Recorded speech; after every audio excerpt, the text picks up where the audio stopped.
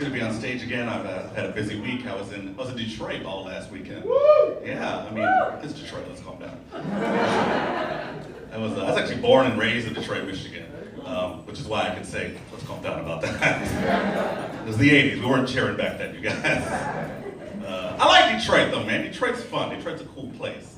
I did a show, one of the shows I did, I was in a place called Detroit Shipping Company. So one person's heard of it? It's pretty new. It only opened like 3 weeks ago. So it's kind of a cool spot. Like, it's a cool concept for like a venue. So it's like a bunch of shipping containers, right? And they're like made in like a rectangle, and then in the middle they've got a food court with a bunch of street food stalls in the bottom, and then the top floor they've got an art gallery. But it's all old school shipping containers. They converted it into a bar now. And it's a cool concept. I enjoy it. And while I was there, I couldn't help but notice that this bar that I was in, Detroit Shipping Company, reminded me a lot of how Detroit is now in 2018. You know, it's like some old shit that they made nice and put a bunch of white people into. It was really nice. I was like, yeah, this is Detroit. I feel this. Detroit's a cool place, man.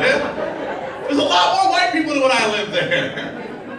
Weirds me out. It's like a good thing. It's cool. It's more diverse. I mean, it was diverse as shit before, but now there's white people, so. You know, it's not every day you find a city becomes more diverse by adding white people. That's all I'm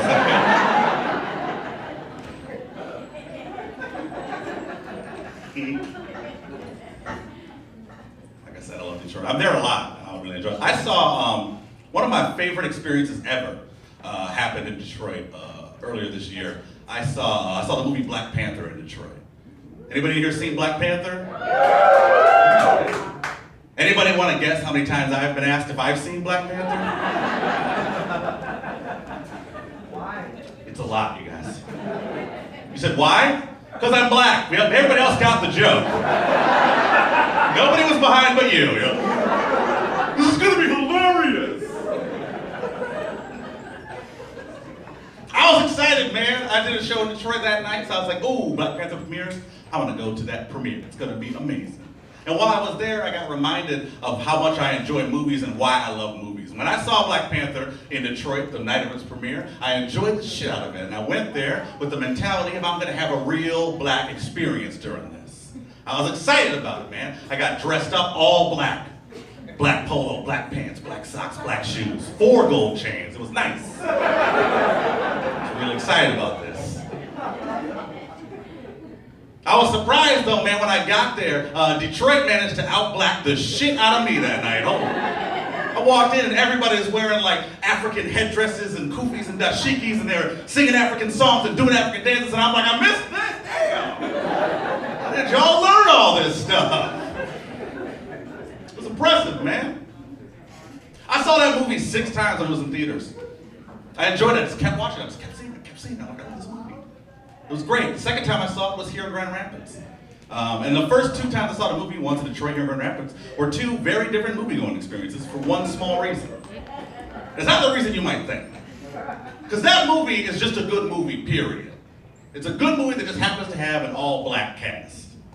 And when you see it, it's a good movie. You can tell it's a good movie because everywhere I saw it, it was all the same response. Everybody enjoyed it. They had a good time. There was one scene in the movie, the whole time I watched the film, it was very silent in the theater. Everybody was, really into it. Even in Detroit, quiet the whole time. I was amazed. But one scene really got everyone's adrenaline pumping. Every time I saw it, there was always a reaction for this one scene. And it's towards the end of the film. There's no spoilers if you haven't seen it. It's towards the end of the film. There's a war going on, right? 2 sides fighting each other. And General Okoye, who's like the leader of the Wakandan army, she's facing off against her lover, her husband, who's on the other side of the battle lines. And she comes up to him and he sees her and she points a spear at him. And he says to her, "Would you kill me, your lover?" And she says to him, "For Wakanda, without hesitation." Oh, that's a badass line. Man. It's a good line, man. Really shows you where she's standing in this, man.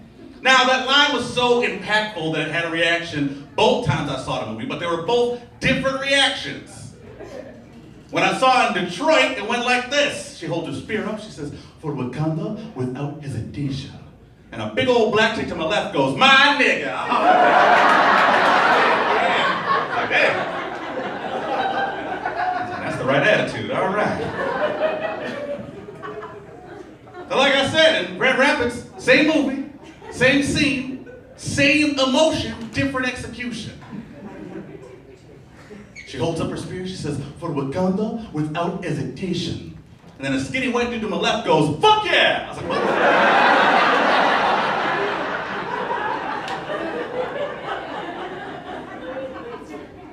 I like where your head's at, but that sounded weird as shit, man. I don't know. It's weird, man. It's weird, you know? But that's the beauty of movies for me. I love movies because they do things like that. They bring you together. It's 2018, man. It's kind of hard being a black guy sometimes, man. You gotta look for anything you can, you know what I mean, to get through the day. Any reason to get out of bed.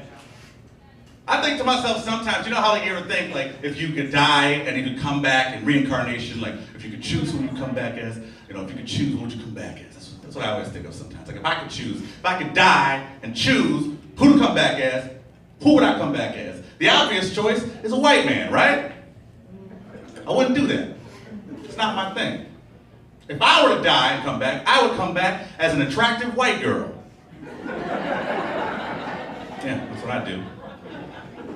The reason I would do this is because attractive white girls have this amazing ability to say and do whatever the fuck they want with no consequences. It's amazing. And if you don't believe me, the odds are very good you're not an attractive white girl, so. I don't make up the rules, you guys. I like that joke because it always gets more laughs than the first time I said it. As you can tell, like, some girl who didn't think it was funny, and then I say that line, and she's like, "Oh wait, yeah, no, I get it, yeah." I'm super hot, what? You can say and do whatever they want, man. It's amazing. I'm jealous of it. I'll give you an example. I was doing a show one time, I was sitting at the bar before the show started. As the show was going on, my friend is on stage, and he's talking about how, when he was a kid, he had done so many drugs that it's made him dumb as an adult. And I'm sitting at the bar, and sitting to my left is an attractive white girl. And she leans forward to the bartender and she says, "This guy on stage is talking about how doing drugs make him dumb. I've never done a drug and I'm dumb as shit."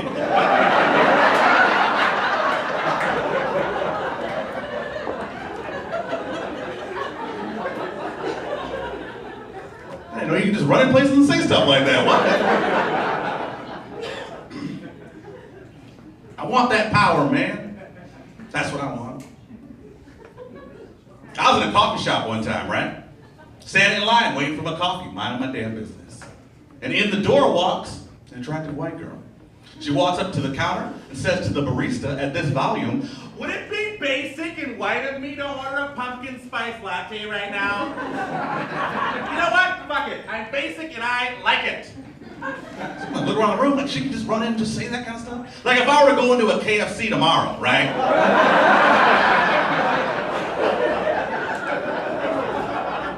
And was just like, "Hey, yo!